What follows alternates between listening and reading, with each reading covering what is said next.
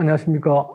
국립대구박물관장 함순솔입니다. 오늘 제가 강의할 내용은 한반도 출토 고대 관에 대한 이야기입니다. 이 관이 어떤 의미를 가지고 있는지에 대해서 강의를 하도록 하겠습니다. 강의 내용은 우리나라에서 고대 관이 어떻게 연구되어 왔는지, 그리고 다루어지고 있는 주제가 어떠했는지를 살펴보고요. 그 다음에는 두 번째는 한반도 고대관의 분류 체계라고 하는 제목을 한번 정해봤습니다. 이거는 여러분들이 지금까지 알고 있는 관이라는 거하고 기록상의 문제점에서 충돌되는 문제가 있습니다. 그래서 제가 좀 오래전에 한 20년 전에 관의 분류 체계를 다시 한번 정리한 적이 있는데 거기에 대해서 설명을 드리도록 하겠습니다. 그리고 세 번째는 역시 삼국시대 전체니까요. 고구려, 백제, 가야, 신라에 대해서 그 각 나라마다의 그 관이 어떤 특징을 가지고 있는지를 살펴보도록 하겠습니다. 그리고 마지막으로 한반도 고대관의 특징을 살펴보도록 하겠습니다. 우리나라에서 최초 관이 발굴된 거는 1915년입니다. 고관이라고 하는 것이 근대 학문이다 보니까 일제강점기에 들어와서 처음 발굴이 됩니다. 근데 이제 경기 보문로 합작물에서 발굴됐지만 발굴자들은 이것을 관인지를 인식을 못했습니다. 그 뒤에 경주 지역에서 금관들이 발굴되고 난데 그것을 관이라고 인식하기는 됩니다. 그리고 이게 또 백제권과 신라권이 거의 몇 년 차이 두지 않고 완형 발굴품들이 나옵니다. 1917년도에 백주 나주 신촌리 구호분 을관이라고 하는 곳에서 나왔습니다. 그리고 1920년에 신라권 중에서는 양산 부부총에서 발굴이 됐습니다. 백제나 신라나 이 중심지가 아니고 그 지방에서 먼저 발굴됐다 이렇게 생각하시면 됩니다. 본격적인 연구는 이렇게 금관의 발굴이 큰 역할을 하게 됩니다. 경주에서 우연히 발견된 금관총 금관, 그래서 그걸 토대로 해서 신라의 적성목각분의 구조를 밝히기 위해서 발굴했던 24년의 금룡총 발굴과 그 뒤에 26년의 서봉총 발굴, 이 세 개의 무덤에서 연이어 금관이 발굴되게 되는 거죠. 그래서 이때부터 이제 본격적인 연구가 시작됩니다.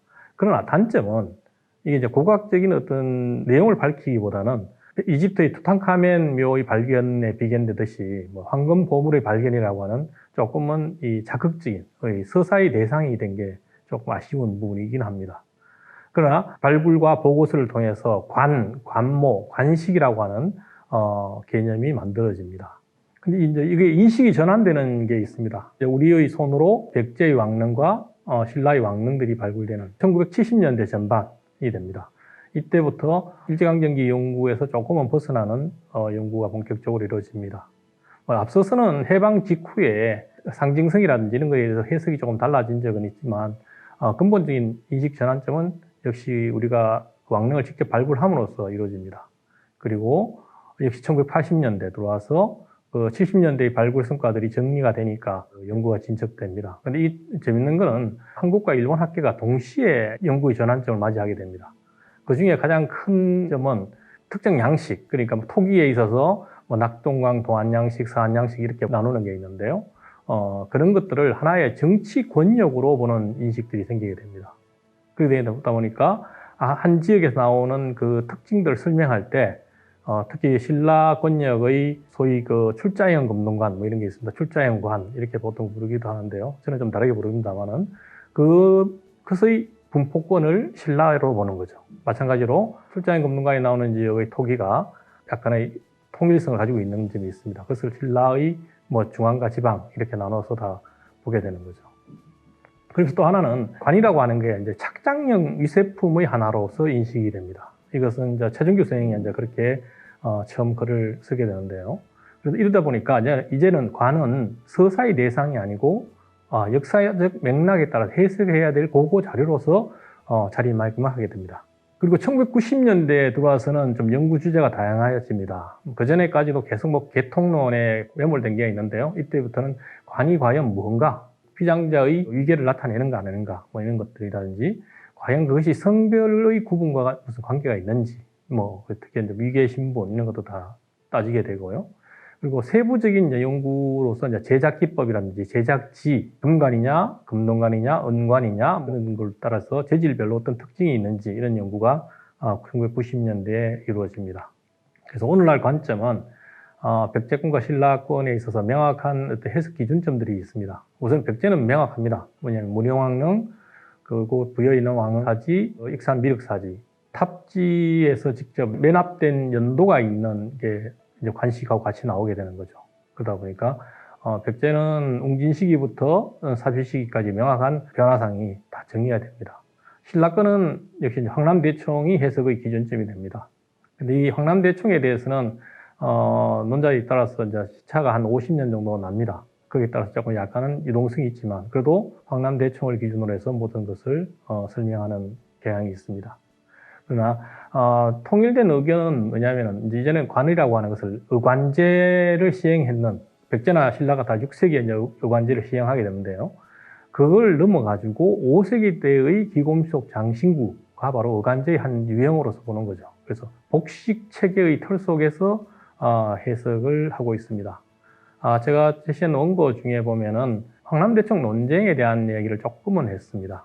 영남 지역 내에서의 주류는 일본 학계하고 거의 같고요. 5세기 중반 3, 4분기에 둔 그런 논점이 있고요. 반론을 제기하는 분들은 5세기 1, 4분기 내에 둡니다.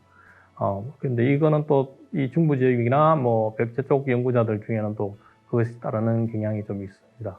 그래서 이것은 뭐 탈식민지 고고학 관점에서 한번 다뤄본 겁니다. 특히 그리고 지금 제가 다루는 내용들이 전부 사실은 역사 고고학이거든요. 근데 한국 역사 고고학에서의 문제점들은 문헌과 좀 괴리된 부분이 있습니다. 역사가 없는 고고학이, 역사 고고학이라고 하는 말까지 나오는 정도가 돼서 좀 그것을 비판하기 위해서 좀 약간 길게 써놓았으니까 한번 읽어봐 주시면 고맙겠습니다. 한반도 고대 관의 분류 체계에 대해서 한번 살펴보도록 하겠습니다. 이 문제는 제가 좀 오랫동안 좀 천착을 했던 주제입니다. 지금 여기 있는 내용도 이제 제가 정리했던 내용인데요. 관을 뭘 관이라 할 것인가 라고 하는 걸 생각을 해보게 된 거죠. 그래서 특정 형태나 차동화된 재질, 장식으로서 착용자의 사회적 지위를 상징하고 제도적 장치인 관제에 의해서 규제를 받는 공적 의뢰용 쓰개라고 했습니다. 좀 말이 어렵긴 한데요. 그냥 아무나 쓰는 모자가 아니라는 거죠. 요즘으로 치면은 만일에 군인의 모자를 생각해보면 되겠죠. 공군이 사용하는 모자가 다르고 육군이 사용하는 모자가 다르고 해군이 사용하는 모자가 다르죠. 소속이 다른 데 따라서 특정한 모양이든 형태가 정해져 있고 근데 거기 보면 붙는 계급장의 모양은 또 똑같죠. 그래서 그런 것들을 저희들 관제라고 부르는데요. 복식과 관련된 어떤 제도라는 얘기죠. 거기에서 규제를 받아야만 이것을 관이라고 해야 되지 않겠는가 뭐 이렇게 이야기할 수 있을 것 같습니다. 사적으로 쓰는 게 아니고 공적인 부분이다라는 것이 강조되는 점을 생각해 주시면 고맙겠습니다. 근데 그러면 이 쓰개 중에는 가장 빨리 표현된 게 어딘가라고 생각해 보면은 청동시대 농경문 청동기에 보면 남자가 있습니다. 이 밭을 그 타비로 이제 뒤집는 남자인데요. 저 남자가 쓰고 있는 모자가 새 날개 모양의 장식이 붙어 있습니다. 그래서 지금 현재까지 그 한반도에서 출토된 고고 유물 중에서 쓰개를 표현한 것은 아마 지금 저 농경 청동기의 남자가 가장 오래된 것이 아닌가 이렇게 생각됩니다. 그럼 기록으로서는 뭘 잡을 수 있을까 생각해 보겠습니다.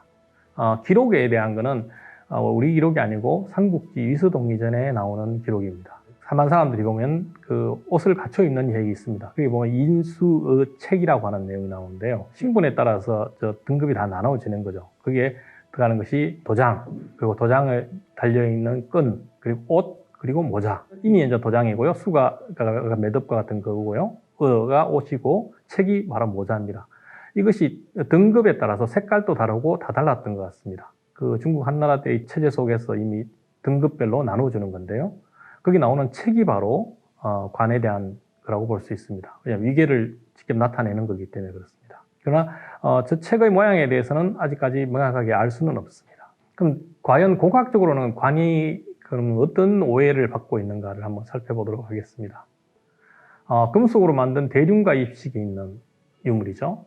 지금 보면은 이렇게 대륜이 있고 거기에 이제 입식이 달려 있습니다. 지금 저 사진에 보이는 거는 경주 금룡총에서 출토된 겁니다. 바로 저 모양이 금룡총과 서봉총을 발굴했더니 피장자의 머리 부분에서 나온 거죠. 그러니까 저것을 관이라고 본 겁니다. 또 하나는 신라에서의 저런 문제도 있지만 또 지방에서의 또 문제가 있습니다. 그래서 나주 신천리 구호분과 양산 부부청에서 바로 저렇게 머리띠가 있는 관과 꽃갈 모자가 같이 조합이 되어 있는 거죠. 그래서 그것이 이게 한반도의 관은 바로 꽃갈과 머리띠가 있는 저런 관들이 조합되어 있구나 라고 하는 것을 일반화시켜버립니다. 그것이 오랫동안 이어졌고요. 심지어는 거의 2000년 초반까지도 뭐 내관, 외관, 아니 뭐 관과 관모의 조합 이렇게 이제 이야기를 했습니다.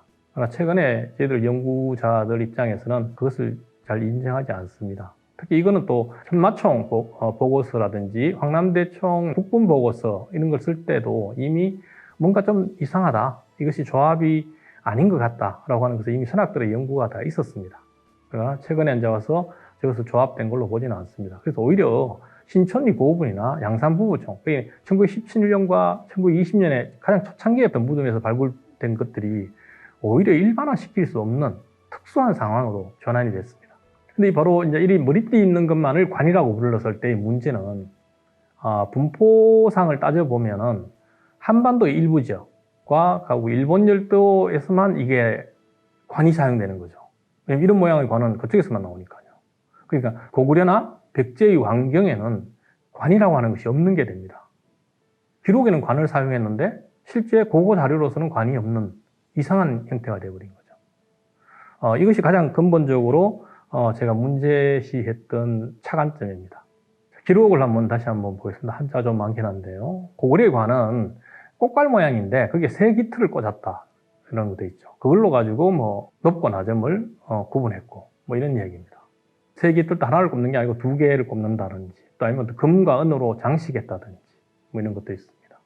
그리고 또 백라관이라고 하는 말도 있긴 합니다. 근데 이거는 좀 고구려 가서 설명을 하겠지만 꽃갈의 색깔이 일 가능성이 높은데 최근에 또 이걸 달리 보는 분들도 있기 때문에 다시 설명을 드리겠습니다. 그게 분명한 건 하여튼 꽃갈인데 거기에 세 기틀을 끼웠다. 그런데 거기서 세 기틀의 어떤 재질에 따라서 높고 낮음을 구분했다. 뭐 이런 내용입니다. 그래서 실제 유물들 중에 관식만 남아 있습니다. 이건 국립중앙박물관의 전 집안 출토품인데요. 세 기틀 모양을 하고 있는 관식입니다. 백제는 그럼 어떻게 되어 있는가를 한번 살펴볼 필요가 있습니다. 백제는 꽃을 꽂은 거죠. 뭐 은으로 만든 꽃이라고 되어 있는데요. 뭐 여기 그냥 꽃이라고 되어 있지만 엄격히 말하면 연꽃일 가능성이 가장 높습니다. 연꽃을 꼽는 거죠. 근데 그것을 비금속으로 만드는 거죠. 6품 이상은 은으로 만든 꽃, 그 왕은 금으로 만든 꽃을 꽂았다. 이렇게. 근데 그것이 오라간이라고 하는 거죠. 오라라고 하는 것들이 까만 비단이라고 하는 의미인데요. 이것도 나중에 뒤에서 살펴보도록 하겠습니다. 실제로 문영왕릉, 왕비의 관식인 거죠. 순금으로 된 겁니다. 이것이 어떻게 꽃이지? 라고 생각하실 수 있는데 그 가운데를 보면은 굉장히 유니크한 디자인이 있습니다. 연꽃 받침에 꽃병이 놓여 있고 거기서 연꽃이 피어오르는 거죠. 관식 내에서 잘 찾아보시면은 꽃이 분리됩니다. 한가운데에 있습니다. 이거는 특히 불교와의 연관성도 굉장히 크다고 생각합니다. 연화생이라고 표현하는 분들이 또 있고요. 그래서 불교적 세계관이 많이 좀 가미된 관식 같습니다. 그리고 기록에 나오는 6품 이상이 사용했다고 하는 것이 은관식이라고 하는 것, 관꼬미가 바로 이런 모양입니다. 그래서 저것을 기록물에서 기록에 나오는 것하고 고고학적 유물이 일치합니다. 근데 이 시점은, 단점은 이게 한승기부터 다 이어지는 것이 아니고 웅진기 이후 사비기까지의 기록과 일치합니다. 신라는 좀 늦은 기록입니다. 이건 통일기 기록인데요. 아니면 통일 직전의 기록들인데 이것도 보면 그냥 이렇게 비단의 색깔에 대한 이야기만 있고 아니면 비단 중에서 가장 고급스러운 비단이 이제 금이라고 부르는데요.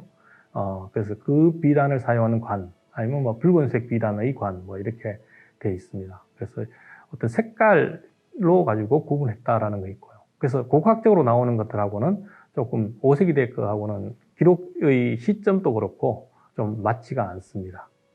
가야는 뭐 기록이 없습니다. 그래서 이런 기록과 실물을 비교해 보면 문헌 기록에 나오는 관이라 얘기해줬던 유물은 우리가 통상적으로 관이라고 부르는 거 있지 않습니까? 그거하고는 전혀 맞지가 않습니다. 그럼 이 기록을 나오는 건 뭐냐면은 오히려 지금까지 관모라고 불렀던 아니면 내관이라고 불렸던 것하고 이어지는 거죠. 왼쪽 거는 개마총 고분의 그 시종상이고요. 토우는 신라 금령총에 있는 주인상이 쓰고 있는 관입니다. 바로 꽃갈인 거죠. 꽃갈 위에 관식이 달려있는. 당대의 그 회화나 토우 자료, 착용법을 알 수 있는 자료와 기록들이 가리키고 있는 것하고 우리가 지금까지 그냥 고고학자들이 얘기했던 관이라고 불러왔던 것하고는 서로 맞지 않는 그런 현상을 볼 수 있습니다. 그래서 문헌의 용례를 고고학자로 연결해 보면 관이란 착용자의 위기에 맞춰 염색한 견직물들, 백라, 오라, 자라, 청라, 배라, 금 이렇게 되어 있는데 이것을 더 쉬운 꽃갈인 거죠. 거기에 위계가 더 돋보이도록 귀금속재 장식을 끼우거나 부착한 스계를 의미합니다. 이 설명에 가장 가까운 자료는 기왕의 관모라고 일컬어왔던 기물입니다. 소위 관모는 그냥 단순히 비단만 뒤쉬는 게 아니고요. 그 속에는 자작나무 껍질로 만든 속심이 다 들어 있습니다. 그리고 거기에 이제 비단을 더 씌워가지고 색깔로서 위계를 나타내기도 하고요. 아예 기금속 장식판을 덧붙여가지고 장식하기도 합니다. 그래서 꽃가리는 이 기금속 관식을 또 끼우기도 하고 부착하기도 합니다. 따라서 지금까지 소위 관모 혹은 내관이라 불러가지고 관의 부속물 같이 여겼던 자료는 그 자체로서도 이미 완결성을 지니고 있는 관으로 봐야 됩니다. 그래서 분류를 할 때도 관으로서 이상이 드러날 수 있도록 모관이라 일컬어야 하는 것이 좋겠습니다. 그리고 이 고고 자료의 특징상 자작나무하고 그냥 비단만 덮으신 꽃갈은 남아있기가 어렵습니다. 특히 한반도와 같이 산성토양에서는 거의 남지 않습니다. 그래서 관식만 나와도 모관의 존재를 인정하는 것이 타당합니다. 그래서 이제 관의 형태를 한번 살펴보도록 하겠습니다. 이거는 이제 신라 천마총에서 나온 금제 관모라고 하는데 그게 모관입니다. 그래서 이 모관이라고 하는 것을 우리말로 보면 꽃갈 형태의 관, 그게 모자라고 보시면 되는 거죠. 그게 관식이 이제 꽂혀져 있는 건데요. 신라 같은 경우는 앞쪽에 이렇게 포켓이 있습니다. 포켓이 있어가지고 거기에 관식을 이렇게 끼워 넣을 수 있도록 되어 있습니다. 보이는 저런 거죠. 이렇게 되어 있고 거기에 위에 관식이 꼽히는데 관식의 뿌리 부분에 보면 무늬가 없죠. 왜냐하면 저기 숨겨져 있기 때문에 꼭 굳이 거기에 무늬를 새길 필요가 없는 거죠. 그래서 박물관에서 전시를 위해서 저렇게 활짝 펼쳐 놓는데요. 실제 착용할 때는 저렇게 착용할 수가 없습니다. 아마 절반으로 딱 접어가지고 끼워 넣었을 겁니다. 이거는 이제 금관총 건데요. 금관총 거의 뒷면에 보면 위로 노출되는 부분에는 뒷면에까지 영락을 달았지만 그 모자에 딱 숨겨지는 딱 밀착되는 부분에는 영락을 달지 않았습니다. 그래서 착용 방법이 절반으로 접어서 끼워 넣었다는 것을 알 수 있는 귀중한 자료입니다. 어떻게 착용했는가를 살펴볼 필요가 있습니다. 꽃갈에 보면 양측면에 끈을 달 수 있는 구멍이 두 군데 달려 있습니다. 거기서 끈을 한쪽에 두 가닥씩 내려서 귀의 앞뒤로 그 끈이 지나도록 해서 턱 밑에서 묶는 겁니다. 요거는 당나라 장해태자묘에 있는 신라 사신의 모습입니다. 이와 똑같은 것이 아까 보셨던 금융총 기마유물령 토기의 모관에서도 저런 모양으로 착용하고 있는 것을 알 수 있습니다. 예, 이거는 머리띠 형태의 관, 저는 대관이라 부릅니다. 머리띠라는 것을 강조해가지고 그냥 관이 아니고 대관이라 부릅니다. 이것도 명확히 관은 관입니다. 기록하고 좀 맞지 않지만 다른 의미가 분명히 있는 겁니다. 이건 마지막에 특징 부분에서 설명을 다시 드리도록 하겠습니다. 하여튼 저렇게 머리띠가 있고 입식이 있는 세움 장식이 있는 겁니다. 그래서 전시에 보통 보듯이 가면 저렇게 둥글게 머리띠를 말아가지고 쓰게 됩니다. 저것의 윗부분에 보면은 가운데에 보면 또 이렇게 모자 형태가 달려 있기도 한데요. 저것을 그냥 그대로 썼을까, 저렇게 출렁출렁거리는 모습을 사용했을까에 대해서는 저는 좀 의문입니다. 대관의 안쪽에는 포탄형 유기질 모자가 들어있었다고 생각합니다. 그래서 그것에 이제 저 입식들이 세움 장식들이 다 또 따로 묶여 있을 가능성도 있습니다. 그래야 덜 흔들거리고요. 그리고 그 자체로 그냥 쓰면은 사실은 머리카락이 다 뽑힙니다. 금관 같은 경우도 금판 뒤에 유기질로 했던 비단이라든지 이런 것을 다 댔던 걸로 판단합니다. 영역별 양상을 한번 좀 살펴보도록 하겠습니다. 우선 고구려입니다. 고구려는 지금 안악 사모분과 남포 덕흥리 고분입니다. 그래서 5세기 초와 4세기 중반의 무덤인데요. 여기 주인공들의 모자가 좀 관건이긴 합니다. 이것을 아까 백라관이 아니냐 이렇게 글을 쓰시는 분들이 많습니다만은 저 개인적으로는 이것도 지금 고구려의 관을 설명하는 거하고는 조금 맞지가 않습니다. 그리고 여기 주인공도 다 망명해 온 그 중국인들로 봐야 될 것 같습니다. 그래서 동수라든지 이런 사람들 출신이 고구려 사람으로 보기는 조금 무리가 있습니다. 그래서 여기에 표현되어 있는 관들은 중국의 중원 지역의 관 모양을 그대로 하고 있는 걸로 보는 것이 좋겠습니다. 그럼 기록에 나오는 꽃가래에 세기틀을 끼운 것을 한번 보도록 하겠습니다. 고구려는 특히 좋은 것이 이 벽화가 있어서 착용 방법이라든지 실제 모습을 잘 알 수가 있습니다. 기록에 나오듯이 꽃가를 쓰고 있고요. 그 꽃가래에 세기틀이 달려 있습니다. 근데 이 세기틀도 좀 종류가 좀 세 종류로 나눕니다. 단순하게 두 가닥을 끼운 기록에 나오듯이 이조관이 있는 반면에 문용총의 상단에 괴사 자세, 허리를 돌려가지고 뒤로 화살을 쏘는 괴사 자세를 하고 있는 주인공이 착용하는 거 보면은 깃털이 여러 개 달려 있습니다.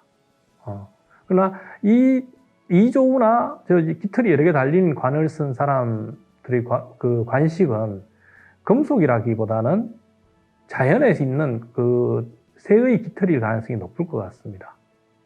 그 반면에 개마청 주인공이 쓰고 있는 삼조우관은 조금 양상이 다릅니다. 그래서 앞부분에 공작꼬리 깃털같이 막 굉장히 화려하게 표현되어 있는데요. 거기에 새 날개 모양의 장식도 달려 있고요. 그래서 이거는 기록에 나오듯이 금이나 은으로 꾸몄다고 하는 높은 사람들의 관과 관식이 아닌가 이렇게 생각됩니다. 그래서 기록뿐만 아니라 실제 실물로도 그게 나옵니다. 국립중앙박물관과 중국 랴오닝성 박물관 소장품에서 그 양상을 알 수 있습니다.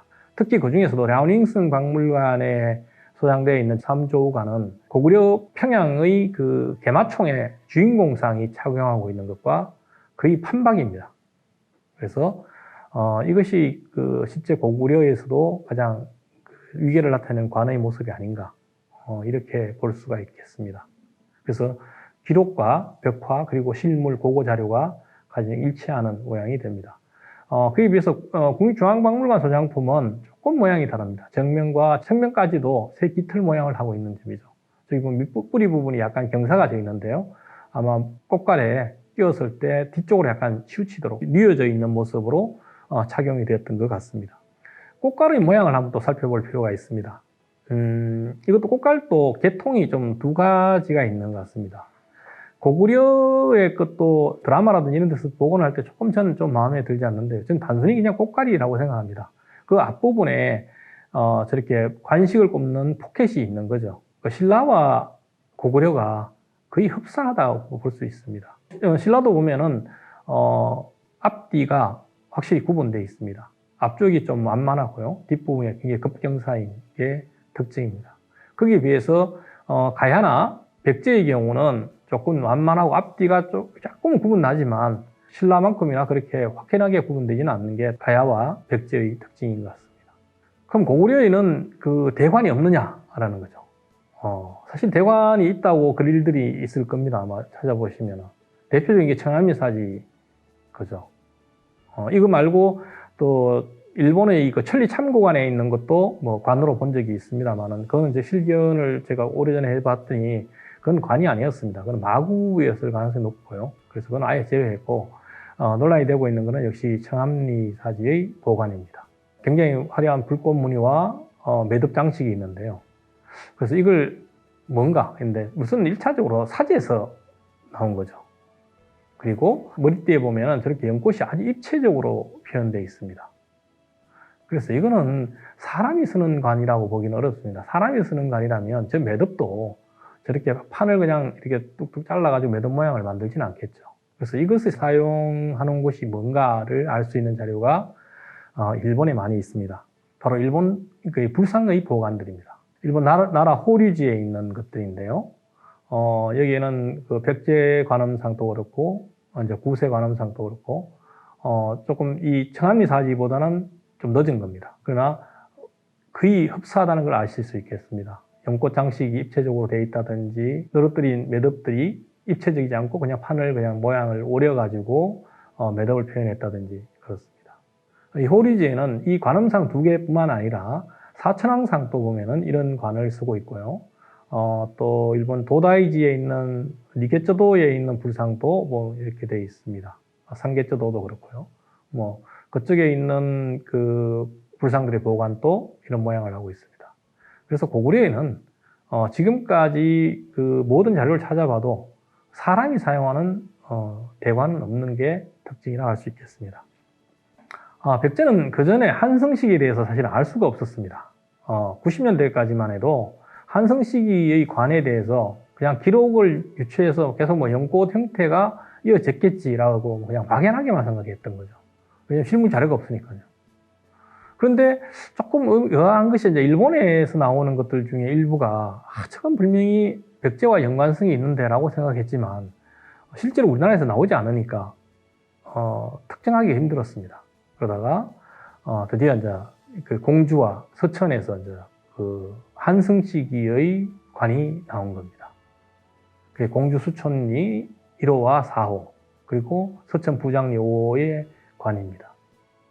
여기는 그 연꽃은 없는데 용이나 봉황, 그 용봉 무늬가 굉장히 사실적으로 표현되어 있는 것이 특징입니다. 그리고 뒷부분에 보면 저렇게 꽃갈 위에 보면은 또 꽃받침 같은 게 있긴 합니다. 사발이 뒤집어진 형태가 대롱에 달려 있죠. 저기에 또 뭐 꽃과 관련된 장식이 있어서 뭐 백제의 그 특징을 하는지는 모르겠습니다만은 하여튼 저렇게 꽃갈이고 꽃갈 위에 사발 모양이 똑바로 놓여 있는 대롱 장식이 달려 있는 것이 특징입니다. 그리고 굉장히 사실적인 표현을 하고 있다 이런 것이죠. 그래서 이게 공주 수천리와 그 서천 부장리 유물이 나옴으로 인해 가지고 드디어 일본 구마모토 에다후다야마 고분의 계보가 분명하게 밝혀지게 된 겁니다. 그래서 특히 그 수천리 4호분의 금동관과 에다후다야마 고분의 그 모관은 거의 한 사람이 만들었다고 할 정도로 닮아 있습니다. 이것이 한성 시기의 가장 높은 위계의 사람들을 의미하는 것이 아닌가. 근데 이제 문제는 이것도 다 한성 시기에서도 지방이라는 거죠. 바로 이 서울에서 좀 발굴이 돼야 되는데 아직까지는 그것이 확인되고 있지 않습니다.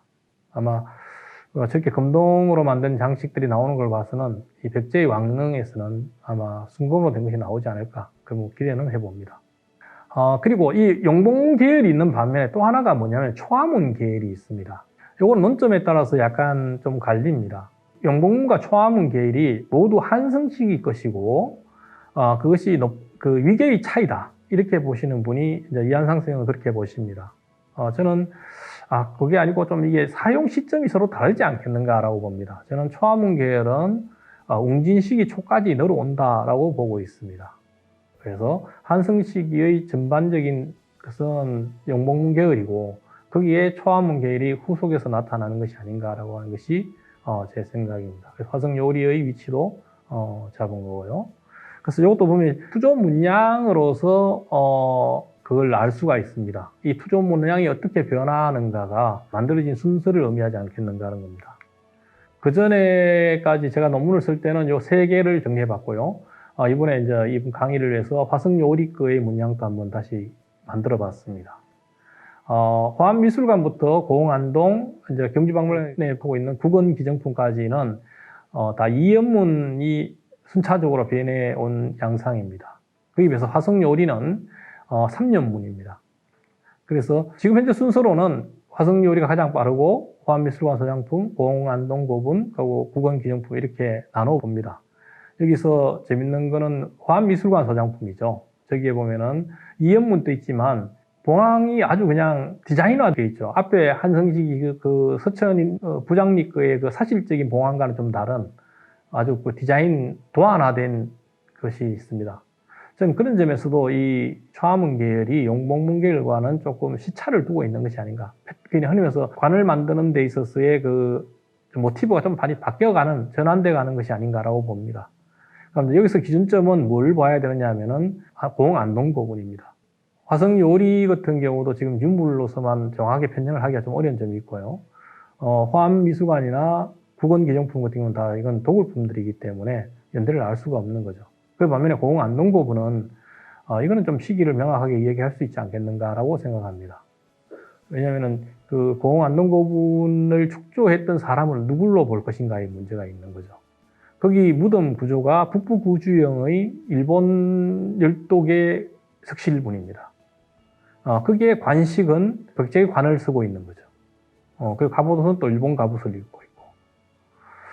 그래서 저는 이런 양상이 나타나게 되는 계기가 한성백제의 몰락이 가져온 게 아닌가라고 생각합니다. 한성백제의 몰락이 있으니까 그것을 구원하기 위해서 일본 열도로부터 친백제계 세력들이 넘어오게 되는 거죠. 그들에게 저는 백제의 관위를 주면서 저는 관식이 가지고 있다가 그 사람이 죽고 난 뒤에 묻힌 게 아닌가 이렇게 보는 거죠. 그러면 엄격히 묻힌 시기는 웅진 시기가 돼야 되는 거겠죠. 그 점에서 영봉계열과 초암계열의 시기차가 있다라고 저는 보고 있습니다. 그래서 문양의 변화는 한번 자세히 살펴보시면 아마 좀 변화가는 게 보일 겁니다. 저런 것들도 사실 고고학적으로 이제 조금 접근하는 방법입니다. 특히 이연문의 변화는 전형적으로 고고학적인 순서 배열법을 적용할 수 있는 방식인 것 같습니다. 웅진 시기로 들어오면은 그 한성 시기와 웅진 시기 초반까지 투조 문양을 중심으로 했던 꽃갈이 이제는 그 판형으로 돼가지고 타출문을 넣는 걸로 바뀝니다. 입점리 1호분과 바로 나주 신천리 9호분 을관의 관입니다. 여기서도 기준점은 그 나주 신천리일 것 같습니다. 나주 신천리 관의 대관에 있는 세움 장식이 백제 문영왕릉과 굉장히 흡사한 점이 있습니다. 문영왕 관식과 닮아있기 때문에 그 문영왕의 언저리에 놓일 수 있고요. 입점리 같은 경우는 어떤 분들은 한성시기로 보는 분도 있지만 저 같은 경우는 그 매장 방법이라든지 이런 것들이 그 관식에 있어서의 판형이라든지 이런 것들도 보면은 이건 웅진시기로 봐야 될 것 같습니다. 그리고 웅진시기에서 대표적으로 이제 드디어 관식만 있는, 그러니까 모자는 꽃갈이 이제는 저렇게 금속이 아닌 유기물로만 되는 관식을 착용했을 것 같습니다. 그래서 문영왕의 왕과 왕비의 관식이 바로 유기질로 된 모자의 꽃갈에 장착했던 걸로 판단하고 있습니다. 웅진시기의 모습이고요. 여기 이제 변화되면 바로 사비시기에 왔을 때 이렇게 바뀝니다. 그런데 사비시기로 전환되는 데 있어서 문영왕릉 왕비의 관식이 굉장히 큰 의미를 가지고 있습니다.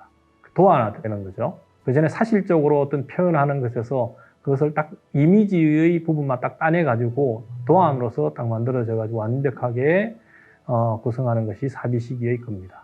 그리고 사비시기의 이때부터는 부여뿐만 아니라 심지어는 저기 6번과 같이 남의 섬에서까지도 나오는 겁니다. 그것이 바로 백제의 의관제가 정착되어 있는 거죠. 그래서 아까 했던 나솔 이상은 은화관식을 내려주는 거죠. 그래서 백제 관료제의 모습을 알 수 있는 굉장히 중요한 자료입니다. 그리고 그 관식을 끼우는 모자가 지금까지 복원된 모양은 아직도 보면 비니 거치에 머리를 다 덮는 모양으로 만드는데요. 저는 이 시기도 아마 꽃갈이었을 것 같습니다. 그것이 저 삼각형의 철퇴가 있는데요. 저것이 바로 지금 복원된 모습이 아니고 좀 달리 복원해야 되지 않겠는가라는 겁니다. 이거 신라 쪽에 보면은 저 비슷한 게 있습니다. 그래서 저것도 한번 다시 봐야 될 것 같습니다. 그러나 지금까지 발굴되어 있는 거는 가장 늦은 것이 익산 미륵사지라든지 이게 안 될 것 같기도 하고요. 남해 남칠이 거도 굉장히 늦을 수는 있겠습니다. 요거는 다 지금 순수 언어로만 되어 있기 때문에 이제 6급인 그 나솔 이상이 사용했는 거죠. 그러는 거죠. 황족이 그 백제의 말기의 황족은 어떤 걸 사용했을까가 관건입니다. 사실 그것이 의외로 이 백제 지역이 아닌 신라 지역에서 확인이 됩니다. 대구 송린사 탑에서 나온 겁니다. 이거는 그전부터도 이제 백제계라고 모든 사람들이 다 인식을 하고 있는데요. 이거는 순언으로 만들었지만 금도금이 되어 있는 겁니다. 하고 굉장히 화려하죠. 그냥 단순히 연화만 된 게 아니고 거기에 굉장히 복잡하게 화려한 장식이 있습니다. 그리고 음판의 두께도 여러 것과는 다릅니다. 꼽는 부분 같은 경우는 거의 두께가 1mm에 가깝습니다. 굉장히 두꺼운 그 음판을 이용해서 만들었기 때문에 이것이 바로 백제의 멸망기 쪽, 의자왕대의 왕족들이 사용하던 관식이 아닌가 이런 거고요. 이제 백제가 멸망한 이후에 유민으로서 신라에 와서 어떤 분이 탑을 만드는데 탑 속에 자기가 백제 때 자기가 받았던 것을 복납한 것이 아닌가라고 생각합니다. 그래서 이걸 정리하면 백제의 그 모관은 우선은 투조 장식판 모관이 빠르고요. 그 다음에 타출 장식판 모관이고, 그 다음에 연화관식부 모관이라고 부르는데요. 연화관식부 모관은 유기질로만 만들어지는 겁니다. 그렇게 순서가 바뀌는 거고, 이 투조 문양들도 용복문 계열이 조금 빠르고 초화문 계열이 그 다음 있는 것 같습니다. 서로 간에 약간 모든 것은 이렇게 겹치는 부위는 있습니다. 그래서 문형왕릉 이후는 완벽하게 연화장식으로서만 쭉 멸망기까지 가는 것 같습니다. 예, 그리고 이제 백제에는 대관이 있습니다. 근데 이 대관이 지금까지 그 백제의 왕경에서는 나온 적이 없습니다. 특히 한성이라든지 서울이라든지 뭐 공주라든지 부여에서 나온 적이 없다는 거죠. 나머지 조금 지방입니다. 특히 지금 익산은 그래도 부여에 좀 가깝긴 합니다만은 그래도 지방이기 때문에 그렇고요. 나주 신촌리 같은 경우는 아주 지방이고요. 이런 관이 있는데 특징은 뭔가 통일된 게 하나도 없습니다. 아까 그 모관은 굉장히 통일성을 가지고 있잖아요. 그 반면에 이 대관은 다 개별적입니다.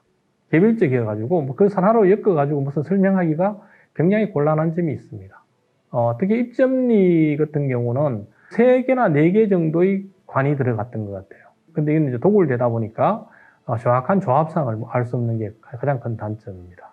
신천리 구호본 같은 경우는 뭐 백제 그저 현지에서 만들었다는 설도 있고 중앙에서 만들었다는 설도 있지만 뭐 그래도 백제의 그 문영왕의 관식과 굉장히 닮은 점에서 백제의 중앙과의 연계 속에서 만들어진 것은 분명한 것 같습니다. 가장 독특한 게 바로 이 관입니다. 한평신덕에서 나온 겁니다. 지금 보고서가 발간이 돼가지고 조만간 아마 배포가 될 건데 광주박물관에서요. 이 대관인데 모양이 이 부분에 이렇게 산 모양으로 2개 볼록볼록하게 되어 있는 거죠. 제가 이것도 이제 한 15년 전에 바로 이런 모양으로의 관이고 이것이 제작지가 백제가 아닐 수 있다라고 하는 설을 이야기한 적이 있습니다. 사실 그것의 이전에는 바로 입점리의 관 중에 하나를 이 모양으로 복원한 경우가 있습니다. 일본 연구자가 그렇게 봤는데요. 굉장히 타당한 견해이기도 합니다. 이것이 과연 뭘까라는 거죠. 네, 이게 바로 일본의 고유한 광대 이산식관이라고 하는 겁니다. 광대라고 하는 것은 이 머리띠가 굉장히 넓다라는 거고요. 이산이라고 하는 것은 봉우리가 2개 있는 것을 이산인 거죠. 그게 광대 이산식관이라고 부르는 것이 일본 고유의 관입니다. 바로 한평신덕의 관이 광대 이산식관의 전형이다라고 봅니다. 그럼 입점리는 뭐냐? 입점리는 제작 기법이나 이런 거 봐서는 분명히 이건 백제입니다. 그래서 일본과의 관계 속에 있지만 제작진은 그건 뭐 전 백제로 보는 거고요. 한평신덕고분은 완벽히 일본의 관입니다. 그리고 신덕고분의 형태도 전방후원분입니다. 우리나라의 무덤 형태가 아니고 일본 열도의 무덤 형태죠. 한반도와는 조금 괴리가 되어 있습니다. 근데 관만 그러냐? 그렇지 않습니다. 칼도 그렇고 마구 장식도 그렇고 다 또 일본 열도계의 양상이 강합니다. 백제 지역의 대관의 특징 중에 하나는 중앙과의 관계석에 있지만 그 중앙에서는 전혀 나오지 않고 지방에서만 나온다는 것. 그리고 일부는 일본 열도와 관계에 있는 것이 있다는 것이 또 특징입니다. 가야는 금속재 꽃갈은 2개밖에 발굴이 안 됐습니다만은 뭐 관식으로 본다면 더 있을 수도 있겠습니다. 특히 여기서 주목받는 게 바로 옥전 24목입니다. 이걸 모식도로 이번에 다시 한번 그려봤습니다. 그것이 화석요리가하고 다 비교를 해보면 화석요리가보다도 훨씬 더 빠른 형식이 됩니다. 지금 고고학자들이 합선 옥전 고분의 편년을 5세기 초로 보는데요. 그렇게 본다면 뭐 화석요리보다 분명히 빠른 거고요. 그럼 이때 보면은 백제 쪽의 그 용복문 계열과 초화문 계열에서도 용복문은 뭐 빠르면 4세기 때까지 올라갈 수 있으니까요. 하여튼 후행하는 것은 뭐 분명한 것 같습니다. 아마 지금까지 나오는 옥전 24목보다 더 빠른 형태가 없는 걸로 봐서는 그렇습니다. 그러나 그래서 옥전 24목은 가야 지역에서 나왔지만 이거는 백제에서 분양한 걸로 봐야 될 것 같습니다. 그리고 방계제 가 A호분 겁니다. 이것도 대롱장식이 있고 새날개 모양 비슷한 건데 긴 띠가 있습니다. 근데 그 중간에 문양이 있기 때문에 이것도 역시 초본류를 표현한 것이 아닌가 그렇게 생각됩니다. 그 관식은 초본류가 되고 꽃갈 모양이 좀 독특하죠. 좀 나지막하면서 기울어져 있습니다. 이것이 뭐냐면 바로 투구에 장식하는 겁니다. 그 이제 투구에 붙는 관이 되겠죠. 그래서 반개제 가 A 호부는 지금 바로 모형으로 되어 있는 것 모양으로 복원이 되고요. 이와 유사하게 이 부분이 정수리 부분이 비어져 있는 게 있습니다. 이것이 합천옥전이라든지 남원올산리에 있는 투구들이 그렇습니다. 남원올산리 투구는 위에 꽃갈이 세로 되어 있죠. 근데 합천옥전은 비어 있습니다만 저기 아마 모관이 아마 들어갔을 것 같습니다. 이런 투구는 한반도 쪽에뿐만 아니라 일본 열도에서도 나옵니다. 그래서 서로 간의 문화적인 교류가 있었던 것을 알 수 있는 자료입니다. 조금 보면 고유하다라고 하는 것까지는 좀 찾기가 좀 어려운 점이 있습니다. 바로 이 관식에서도 그런 점이 보입니다. 고령지산동 74호라고 하는 데서 나온 부장각에서 나온 건데요. 새 날개 모양의 관식입니다. 이 전형적인 신라끄하고는 조금 다르긴 합니다. 신라끄는 각이 좀 앉아있고 굉장히 부드러운 곡선을 가지고 있습니다. 사실 신라에서도 이게 요와 비슷한 게 경산 임당 7A 호분에서 나온 적이 있습니다. 근데 뭐 임당은 확실히 신라끄이기 때문에 고령지산동 거도 뭐 약간의 유사성이 있습니다. 그러나 세부적으로 자세히 살펴보면은 여기 보면 무슨 동그라미가 있을 겁니다. 양가에. 신라에서는 저런 모양이 없습니다. 신라는 오히려 이 가운데 부분 장식에 여기 보면은 그 눈 모양이든지 고공 모양이 장식되어 있는데 이상 요거는 요 날개 부분에 이런 장식이 있습니다. 요거는 신라 쪽에서는 전혀 보이지 않는 거죠. 그래서 이 관은 가야에서 만들었지만 아마 신라의 그것을 모방했을 가능성이 높다라는 겁니다. 그리고 이렇게 모관을 봤지만 가야에서도 모관이 통일된 건 하나도 없습니다. 그런 현상은 대관에서도 마찬가지입니다. 가야에서는 대관이 좀 그래도 많이 나온 편인데요. 어느 하나 똑같다라고 하는 것이 없습니다. 다 다릅니다. 유일하게 비슷하다고 하는 게 고령지산동 32호와 오코라 컬렉션 금동관 D입니다. 나머지는 같은 게 하나도 없는 거죠. 그리고 화암미술관 소장품이나 도쿄국립박물관에 있는 그 오코라 컬렉션 금관 같은 경우도 뭐 금관이지만 뭐 서로 완전히 다르고요. 사실 여기서 이제 말씀드리고 싶은 거는 화암미술관 소장 증고령 금관입니다. 지금은 저 모양대로 보물로 지정되어 있습니다만은 제가 91년도에 우연히 저걸 해체해서 보고는 깜짝 놀랐습니다. 왜냐하면은 저 세움 장식이 원래 저 모양이 아니라는 겁니다. 저거는 뒤에 삼성가로 넘어가면서 아마 저게 다시 붙은 겁니다. 그래서 그전에는 저게 다 해체되어 있었을 가능성이 높습니다. 요즘 테크닉으로 결합이 되어 있습니다. 그래서 왜 그렇지 하고 여러 뭐 근거를 찾아봤는데 우연히 어느 논문에 딱 한 줄이 나옵니다. 원래 저것이 김동현이라고 하는 분이 소장했는데요. 그분이 소장했을 때는 저렇게 조립된 모양이 아니었다라고 하는 게 있습니다. 그래서 이게 삼성으로 넘어가면서 지금 모양으로 만들어졌구나라고 생각할 수 있습니다. 그래서 저기에 금감과 같이 나온 일괄품 중에 순금으로 된 판형 장식들이 여러 개가 있습니다. 아마 그것들이 다 조합된 어떤 유기물질 모자가 있고 그게 부착되는 형태로 금관이 만들어졌지 않겠는가라고 생각하고요. 오코라 컬렉션 금관은 이 금의 순도가 좀 낮은 것 같습니다. 그래서 순금 제품이 잘 부러지지가 않는데요. 이 오코라 컬렉션 금관은 순금 제품임에도 불구하고 중간중간에 부러져 있습니다. 그래서 좀 특이한 점입니다. 그래서 이 가야의 금관은 뭐 그 대관이든 모관이든 하여튼 뭐 통일성이 없는 점이 하나의 특징입니다. 이것이 또 가야라고 하는 것이 하나의 통일된 국가 형태를 가지고 있지 않은 점에서도 저런 관식에서도 통일성이 없는 것이 아닌가 이렇게 보입니다. 재밌는 거는 또 이런 관이 있습니다. 옥전 M6호분에서 나온 금동관 B입니다. 이 금동관 B라고 하는 게 있으니까 결국은 금동관 A가 있겠죠. 금동관 A는 워낙 파편으로만 나와가지고 이게 사진도 찍을 수가 없습니다. 근데 그거는 제가 다시 관찰해 봤더니 그건 전형적인 신라 겁니다. 특히 신라에서도 금관총의 금동관과 거의 같은 유형으로 판단이 됐습니다. 그럼 이 금동관 B는 뭔가 하는 거죠. 신라 거를 흉내냈는데도 보면은 뭐 좀 어설퍼요. 이상한 장식도 붙어 있고요. 그리고 저기 대륜에 보면은 무립대에 보면은 이 쌀알 모양의 어떤 장식도 있고 그래서 신라에서는 보이지 않는 겁니다. 그래서 이거는 이제 신라 금동관 수지형 나뭇가지 모양의 관이라고 부르는데요. 여기에서도 보면은 닮은 게 없습니다. 거의 유사성이 있다고 보기는 어렵습니다. 그 신라관 중에서 가장 늦은 단계 거하고 뭐 유사할 수도 있습니다만은 문제는 M6호분이 그렇게 늦은 무덤이 아니라는 거죠. 그리고 같이 나온 금동관도 약간 빠른 거, 신라 금동관은 빠르고요. 그래서 이거는 역시 이것도 가야에서 모방해서 만든 걸로 봐야 될 것 같습니다.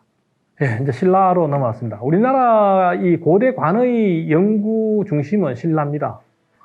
1차적으로 관을 가장 많이 만들었고요. 실물 자료가 가장 많습니다. 무덤이 독을 당하기 잘 않는 그런 구조였기도 하지만 그 말고도 근본적으로 많이 만들어서 사용한 것 같습니다. 근데 이렇게 새 날개 모양의 꽃갈이 있는 조합되는 게 이제 신라의 관인데요. 이 못지않게 또 신라에는 여러 가지 종류의 모관들이 있습니다. 바로 이 새깃털 모양을 이어받는 것들이 있는 거죠. 그 의성의 그런 대관입니다만 새깃털이 있는 거고 있고요. 금룡청이나 대구 비산동 37호 이곽이나 이런 데서도 황남대청에도 보면 이 새깃털을 장식하는 모관이 있는 거죠. 그래서 고구려와의 연계선상에 있는 것 같습니다. 신라의 그 의관제의 등장에는 고구려가 굉장히 큰 영향을 끼쳤다는 것을 알 수 있는 증거 자료이기도 합니다. 그리고 이렇게 새깃털같이 끝부분을 꼬우진 않았지만 저렇게 꽂아두는 것도 있죠. 아까 백제관 중에 그 철퇴가 있는 게 있지 않습니까? 사비기에. 저는 바로 그 모양이 이 전 오크라 컬렉션과 같은 요 꽃갈에 날개가 달려있는 형태라고 봅니다. 제가 따로 한번 나중에 글을 한번 쓸 필요가 있는데요. 근데 이미 다른 분이 한 분이 이상한 형태로 복원을 해버리니까 백제 쪽의 관의 복원을 전부 그걸 따라가고 있습니다만 실제로 그런 형태로는 관식을 꼽고 이렇게 착용할 수가 없을 것 같습니다. 그래서 부여적의 나오는 그 사비기에 나오는 철퇴들도 저와 같이 그 꽃갈에 날개를 달아내는 형태가 아닌가 이렇게 생각합니다. 저런 거는 전창녕기의 오크라 컬렉션도 있지만 대구 비산동, 내랑동 고분에서도 나온 적이 있습니다. 그래서 신라의 그 모관, 특히 새 날개 모양, 조익형 관식은 점점 관식의 각도가 높아지는 고추선의 형태로 바뀌는 걸로 볼 수 있습니다. 그리고 금속 판 장식도 백제가 정반대입니다. 백제는 투조가 우선이고 판형이 뒤였지 않습니까? 근데 신라는 판형이 앞서고 투조가 늦습니다. 신라와 백제가 완전히 다른 양상인 거죠. 관식에서도 보면은 황남대청 남부는 전혀 투조가 없지 않습니까? 근데 금관총이나 천마총은 투조가 되어 있고요. 그래서 같은 이 조그만 한반도지만 나라마다 굉장히 다르다는 것을 알 수 있습니다. 이 관식도 조익형 관식만 있는 것이 아니고요. 신라에서는 이렇게 조익형 관식이 있다면 이게 주류입니다. 이렇게 접형 관식이라고 하는 것도 있습니다. 꼭 나비 모양이라고 해서 접형이라고 부르는데요. 이런 게 있고, 조익형 관식도 이렇게 새 날개까지 없이 그냥 앞부분, 이 부분만 있는 것들도 의외로 많습니다. 그 지방에서 나오는 은제 관식들 중에는 날개 부분이 없이 앞에 그 부분만, 그 앞에 전립식 부분만 있는 게 상당히 많이 많습니다. 관식에 있어서 재질은 순금제부터 은제, 금동제 다 있습니다. 그래서 이것도 아마 유계를 나타낼 가능성이 있습니다. 이게 전형적인 보통 우리가 많이 보는 신라의 금관 이런 형태가 있는 반면에 새 날개가 모양이 달려있는 깃털이 달려있는 것도 짧게 있습니다. 이거 이 초창기 처음 신라에 도입될 때는 공존했던 것 같습니다. 그러나 결국은 신라는 그 나뭇가지 모양관, 바로 수지형 대관이 정착되고 그 중심으로 또 변화를 일으켜 갑니다. 그래서 수지형 대관의 변화를 한번 살펴보도록 하겠습니다. 수지형 대관은 제가 나누는 것은 시원, 가고 발전, 가고 태화 이렇게 세 단계로 나눠진다고 봅니다. 시원 단계라고 하는 것은 나뭇가지 모양이 자연스럽다는 거죠. 자연스럽게 벌어지는. 디자인화된 게 아니고 이렇게 각도를 가지고 있는 거죠. 비스듬하게. 진짜 나무의 모양을 어느 정도 흉내 내려고 하는 것 같습니다. 그러다가 이 황남대청 남분에 와서 이제 바뀝니다. 황남대청 남분에는 부장 공간에서도 관이 나고 피장자가 착용하는 것도 그렇습니다. 착용한 거는 거의 직각으로 꺾인 거죠. 이 나뭇가지 모양이 이렇게 완전히 그 직각으로 딱 꺾였는데 부장각근은 전부 이렇게 경사가 져가지고 외곽 밖으로 벌어집니다. 부장각근은 아무래도 이 피장자가 조금 더 어렸을 때, 젊었을 때 사용했던 것 같고요. 착용하고 있는 것은 거의 죽기 직전에 마지막으로 사용했던 관으로 볼 수 있습니다. 자연스러운 가지 모양에서 직각으로 꺾이는 형태로 바뀌는 게 변화 순서가 아닌가 이렇게 볼 수 있는 거죠. 그리고 또 이 시원 단계에는 흔히 말해서 우리 지금까지 사슴뿔이라고 부르기도 했는데요. 저는 엇가지라고 부릅니다만은 엇가지 모양이 없습니다. 없고 밭가지만으로 막가지 3개만으로 딱 이루어지는 게 또 특징입니다. 그리고 단수도 저렇게 한 단 있는 것도 있고 3단 있는 것도 있습니다. 교동금간이 한 단만 있는데요. 이 한 단 있는 게 이것뿐만 아니라 경주 여기 한 단만 있는 게 황호동 100번지 유적에서도 한 단만 있는 것이 확인이 됐습니다. 그래서 근데 2단 있는 건 아직까지 일본에 하나가 있긴 한데요. 그건 좀 약간 의심스러운 점도 있고 해가지고 아직 단언을 못 짓겠습니다. 전 울산 출토품 중에는 2단으로 된 것도 있긴 합니다. 그렇지만 일반적이지는 않는 것 같습니다. 그래서 시원 단계의 특징을 살펴봤습니다. 저는 표준 단계입니다. 표준 단계라고 하는 것은 이전에 완전히 직각 수지형, 직각으로 다 바뀌었고요. 거기에 읍가지 2개가 추가가 됩니다. 그래서 막가지 3개, 읍가지 2개가 있고요. 이것을 딱 정형으로 해서 중앙과 지방이 완전히 공유합니다. 이 형태를 좀 더 많이 확산시켜 나가는 것 같습니다. 시원 단계부터 이미 지방에 특히 신라가 중요하게 생각하는 부산이라든지 창녕이라든지 이런 쪽에 빠른 게 들어갑니다만은 좀 더 발전되는 것은 역시 이 표준 단계입니다. 그것 중에서 가장 지금 빠른 것은 황남대청 북분입니다. 그 왕비의 무덤인데요. 거기에서 나온 게 지금까지 발굴된 표준 단계 직각수지형의 관 중에는 가장 빠른 걸로 보입니다. 막가지의 단수가 처음에 3개에서 4개로 바뀌는 것도 하나의 특징입니다. 그래서 저는 이것을 갖다가 표준 성립 단계와 표준 발전 단계라고 나눕니다. 근데 표준 발전 단계라고 해가지고 다 4개만 있는 건 아닙니다. 제작 기법상에 보면 좀 뒤에 늦은 것들이 있습니다. 그래서 그것도 3개인 거는 서봉총께 그렇습니다. 그래서 우선 표준 성립 단계에 들어갈 수 있는 금관은 황남대청 북분과 금관총입니다. 그리고 그와 유사한 것들이 대구 달성이라든지 지방에서 다 나옵니다. 이 표준 성립 단계의 특징은 여러분들 어떻게 생각하실지 모르겠습니다. 저는 좀 비효율적인 부분이 있습니다. 이 하나의 세움 장식을 만드는 이만한 금판을 오려야 되는 거죠. 근데 여기서 떼내야 되는 게 엄청나게 많죠. 이 금동판이지만 이만한 걸 만들어 가지고 거기에 따내야 되잖아요. 그러면 어렵게 만든 금판인데 사실 재활용을 하겠지만 드러내는 게 굉장히 많죠. 그 반면에 표준 발전 단계를 보면 이만한 금판을 딱 해가지고 따내는 게 거의 없죠. 특히 천마총 거는 보면 아주 알뜰히 있습니다. 단수가 하나, 둘, 셋, 4개다 보니까 좀 그런 것도 있겠죠. 근데 이 서봉총은 왜 발전 단계에 들어가야 되느냐는데요. 이거는 편견적으로도 그렇고 여기 들어가 있는 문양들이 사실은 단수는 3단이지만 문양들에 있어서는 바로 이 표준 발전 단계와 공유하고 있는 게 있습니다. 그리고 최근에 이제 연구에 의하면 서봉총의 유물들이 천마총보다도 더 넓다. 이렇게 이제 이야기가 되는 거 있습니다. 보고서, 국립중앙박물관 보고서에서 이제 그렇게 밝히고 있죠. 그래서, 금동관도 보면 이렇게, 3단인 것도 있어서 4단으로 바뀌어 갑니다. 근데 이 2단계의 금동관들의 특징은 장식이 굉장히 많아졌다는 겁니다. 여기 영락의 수가 그 전 단계에 비해서 거의 한 배나 늘어나고요. 이 서봉총도 보면 그 영락의 수가 굉장히 많아졌습니다. 그런 점이 바뀌는데, 역시 금동관도 금관의 변화와 괴를 같이 해서 같이 변화한다. 이렇게 하는 거죠. 특히 금동관에도 단위 4개짜리인 일본 제일교포가 가지고 있는 것과 전 경북에 있습니다.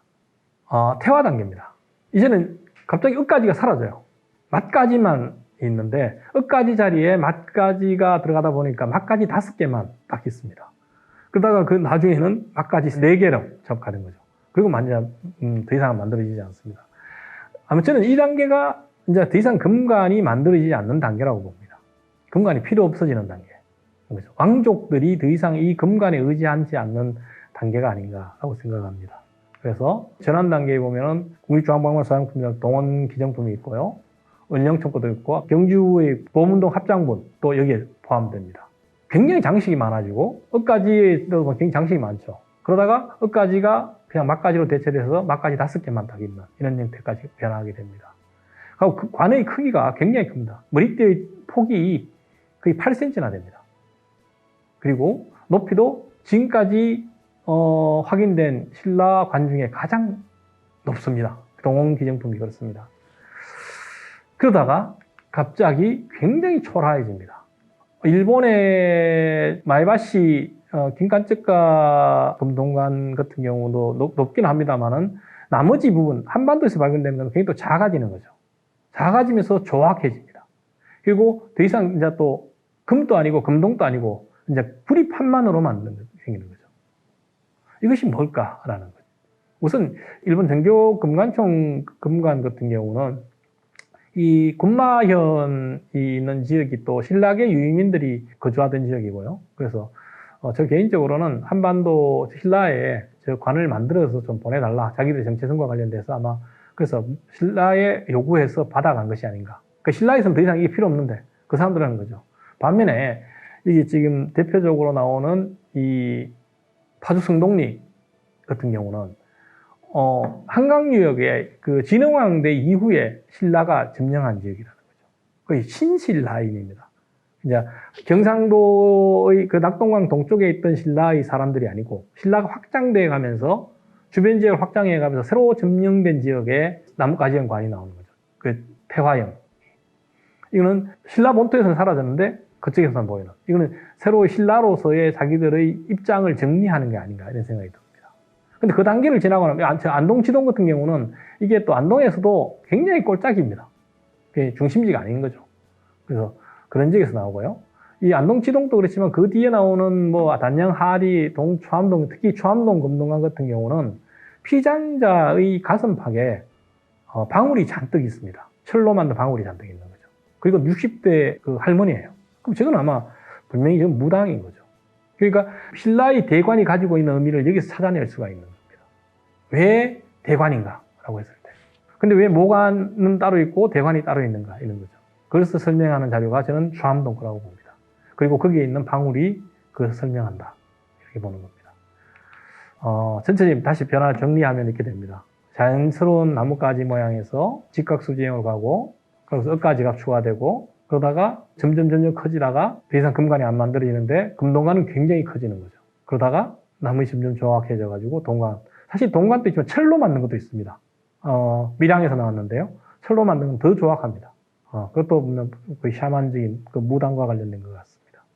저는 이제 신라의 불교의 공인과 직접 관계가 있다고 생각합니다. 아마 이 언저리가 신라의 불교 공인과 관련이 있겠죠. 그 법홍왕대에 들어오는 것 같습니다. 그전에는 이 국가 제사와 관련된 것이 바로 나뭇가지 모양 관이 아닌가라고 생각합니다. 그리고 나뭇가지라고 하는 것 자체가 삼한대의 소도에 나오는 신성한 나무, 천년수, 뭐 이런 신수 뭐 이런 거겠죠. 그 하늘과 땅을 이어주는 사다리 역할을 하는. 지금 우리로 치면 그 묵격에 가까운 거죠. 신라의 원래 재래 종교 자체가 아마 그랬을 겁니다. 근데 신라의 불교가 들어오면 왕실은 더 이상 거기에 의지할 필요가 없죠. 왜냐하면 스스로가 이제 불교에 다 들어가 버리니까요. 황금이라고 하는 것도 불교 사원에서 많이 사용하게 되고요. 근데 그때도 보면 약간 반발하는 색이 있죠. 세례 종교를 계속 유지하려고 하는 사람들은 더 과장을 하는 거죠. 이미 다 효용성이 떨어졌지만 더 과장을 하다 보니까 더 크게 만들고 더 화려하게 만드는 게 바로 동원, 금동관 이런 모양의 관이 됩니다. 이게 이제 실제로 비교해 본 겁니다. 크기를. 프로토타입이라고 하는 게 아까 시원형식 표준 단계하고 이제 태화 단계입니다. 거기서 얼마나 커졌는지를 알 수가 있죠. 이 관이 이렇게 커졌습니다. 이게 금관 중에서 가장 큰 천마총 금관입니다. 그리고 조악해져 가는 단계에서는 이렇게 조악해지는 겁니다. 더 이상 이렇게 그 나무 가지를 표현하는 것도 그냥 이렇게 연결하는 거죠. 연결하고 이거는 이제 그것도 어려우니까 그냥 구멍만 뻥뻥뻥뻥 뚫어가지고 대충 만들어 놓은 겁니다. 이런 형태로 바뀐다라고 생각하시면 됩니다. 이것도 이제 금관에서도 조금 한번 비교를 해볼까 합니다. 요게 남자니까 천마총의 남자입니다. 금관총은 논란이 많지만 저는 남자로 봅니다. 황남대총 북부는 여자, 서봉총도 여자. 금영총은 요거는 10대의 청소년이기 때문에 청소년 남자일 가능성이 높겠죠. 그러니까 왕자의 그러니까 작아진 겁니다. 성인만 비교했을 때 보면은 그래도 시기가 늦을수록 커져간다라는 생각이 들 겁니다. 굉장히 화려해져 간다는 것도. 그것도 변화 순서입니다. 뭐 교동금관은 사실은 알 수는 없습니다. 이게 커져가니까 금의 순도에서도 변화가 있습니다. 교동금관이 한 21K 정도고요. 이거는 머리띠가 아니고 요 세움 장식 있잖아요. 세움 장식의 순도입니다. 서봉총하고 이런 거는 서봉총이 가장 낮은데 여기 19.3K 정도 됩니다. 표준 발전 단계에 오면 올수록 전부 20K에 가깝고 20K에서 19K에 가깝고요. 조금 차이가 있습니다. 왜 그러냐면은 적은 양의 은이지만 은이 많이 좀 들어가 있는데요. 그러면서 무게 차이가 있습니다. 순금과 금의 무게 차이가 같은 체적일 때 은은 금의 60% 정도 무게밖에 안 됩니다. 그래서 또 합금이 되면 강도가 강해지겠죠. 그리고 또 재밌는 거는 이 서봉총부터 금룡총까지는 장식들이 굉장히 많아집니다. 테두리에 있는 전무늬도 2줄로 되고요. 그래서 왜냐면은 금속이라고 하는 게 아무 문양이 없으면 그냥 휘청휘청합니다. 근데 거기에 타공이든지 문양을 탁넣게 되면 이게 굉장히 텐션이 생기는 거죠. 굉장히 과학적인 원리가 들어있습니다. 거기다가 합금의 비율도 바꿨다는 것을 알 수 있습니다. 그래서 신라의 관은 이렇게 크기에 따라서도 금의 순도를 막 바꿔간다는 것도 알 수 있는 거죠. 그런 점에서 저는 이 신라의 금관도 실사용품이다라고 봅니다. 실사용품이 아니면 저렇게까지 정밀한 비율까지 생각해가면서 크기까지 만들어내지는 않았을 겁니다. 이제 거의 강의의 막바지에 왔는데요. 고대관의 특징을 다시 한번 살펴볼 필요가 있겠습니다. 제가 이건 한반도와 일본 열도를 같이 엮어놨습니다. 여기에 점선으로 된 범위가 관들 중에 초하영관의 범위인데요. 그것이 일본 열도와 가야와 벽제를 잇는 겁니다. 대관 중에. 근데 모관은 전부 다 전 고구려부터 시작해서 일본 열도까지 다 있는 거고요. 수지영과 우모영 대관은 또 사실 저렇게 신라영 영역에만 있고요. 그래서 이거 보면 대관의 중심지는 확실히 신라입니다. 그리고 서쪽으로 갈수록 통일성이 없고 무슨 숫자도 적어지고 그렇죠. 이걸 통해서 뭘 알 수 있냐면은 모관이라고 하는 거는 이미 관료와 관련된 진짜 관료의 관, 남자 성인의 관료들이 지는 등급을 나타내는 관일 가능성이 높다는 거죠. 그게 왕비는 부속적으로 같이 또 그 위계를 지켜가고 있는 거죠, 왕족들은. 그래서 나머지 일반 왕족이 아닌 경우는 관료로서 그 위계에 맞는 관을 착용했을 것 같다는 거죠. 거기 가서 머리띠 형태의 관은 뭔가 하는 거죠. 이거는 또 자세히 살펴보면 신라가 중심이라고 한 거고 가야에 많고 그리고 벽제에서는 지방에서만 나온다. 이야기는 불교적인 종교적인 색깔이 굉장히 강하다라는 거죠.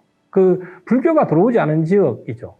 일찍 왜냐하면 고구려와 벽제는 거의 4세기대에 불교가 들어와서 공인이 됐고요. 신라는 6세기 돼야 공인이 되는 거죠. 불교는 5세기대에 들어오긴 합니다만은 정식 공인되는 거는 6세기라는 거죠. 그래서 불교적 세계관이 없는 곳에서는 대관이 더 많이 만들어지는 거죠.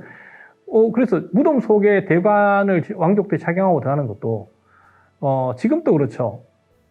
태어나는 거는 각자의 종교와 크게 관계없이 무슨 행사를 많이 할 겁니다. 근데 죽음의 과정은 철저히 종교적 의례죠.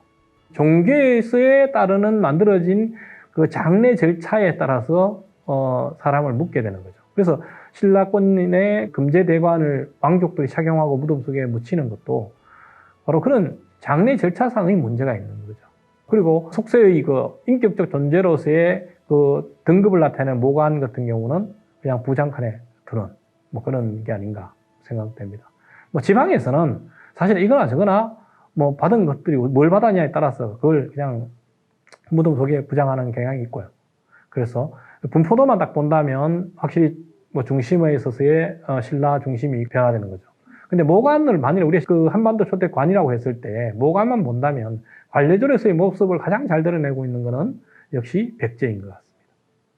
한성기의 모습도 그렇고 특히 사비기의 지방까지의 파견된 관료들에게 보여주는 것, 관식을 내려주는 것, 이건 관복을 내려줬다는 거죠. 관복을 내려줬다는 것을 명확히 알 수 있는 자료라고 할 수 있겠습니다. 자, 이걸 가지고 다시 마무리를 한번 지어보겠습니다. 고구려입니다. 고구려는 역시 꽃갈이고 모관만 있는 것 같습니다. 관식의 형태에 따라서 위계를 나눈 것 같고요. 백제입니다. 드디어 한성기 때 나왔기 때문에 벽제에서도 주류는 모관인 게 분명하고요. 그게 한성기의 용복문계열과 초하문계열이 서로 어떻게 공존할지에 대해서는 저는 뭐 조금 용목무역이 빠르고 초화무계열이 좀 늦게 그 위계의 차이가 아니고 제작 시점의 차이가 좀 있지 않는가라고 보고 있습니다. 그래서 투조된 것에서 판형으로 갔다가 비단만을 이용해서 모자를 만드는 형태로 변화되는 것 같습니다. 그 관식은 웅진기 이후에 확실히 연화 관식으로 정착되는 거고요. 백제에서의 대관은 지방에서 저는 그 간접지배라고 하는 표현을 씁니다만은 간접지배한 지방의 세력들에게 내려주는 형태가 있고, 또 하나는 일본 열도계의 대관이 들어와 있는 것도 그는 한성백제 몰락 이후에 양상으로 볼 수 있겠습니다. 가야도 역시 대관과 모관이 다 있습니다. 그 중에서 모관 중에는 그 돌기부주라고부터 부르기도 하는 투구에 장식하는 것도 가야직에서 확인된다는 것도 특징입니다. 여기는 역시 그 금제대관도 있다는 것도 특징이고요. 역시 우리나라 한반도 고대관 중에 가장 집중도가 높은 신라의 경우는 그 대관과 모관이 다 나오고요. 대관에서도 그 앞에서 살펴봤지만 수지형 대관이 순차적으로 변화되는 양상이 있습니다. 지금까지 발견된 수지형 대관의 총수는 거의 아마 지금 거의 1년에도 한두 점씩 나오니까요. 매년 증가되고 있습니다. 지금은 거의 70점에 가까울 겁니다. 그래서 엄청나게 얼마나 많은지를 알 수 있겠죠. 거기에 새 날개 모양의 저는 그 모관들, 또 관식을 꼽는 모관들도 지금 계속 발굴되고 있고, 하여튼 그 신라에서도 저는 모관이 성인 남자 중심의 관료제의 반복적인 의미를 가지고 있는 것이 아닌가 그렇게 생각합니다. 이렇게 해서 조금 장황하게 한반도 출토 고대관에 대해서 강의해 봤습니다. 제가 여기서 이제 강조드리고 싶은 거는 역사 고고학에 있어서 관이라고 하는 것들이 사용되었음에도 불구하고 고고 자료로서 그간에 제대로 적용시켜 보지 못했다는 점을 비판을 좀 하고요. 그래서 모관이라는 용어를 한 20년 전에 만들었고요. 그걸 통해서 이제는 고구려, 백제, 가야, 신라가 전체적으로 모두 관을 가지고 있고, 그 관은 특히 위계사회, 고대과로서의 전환해나가는 위계의 모습들을 짐작하는 중요한 자료라고 하는 것을 이야기할 수 있겠습니다. 예, 이상으로 강의를 마치도록 하겠습니다. 감사합니다.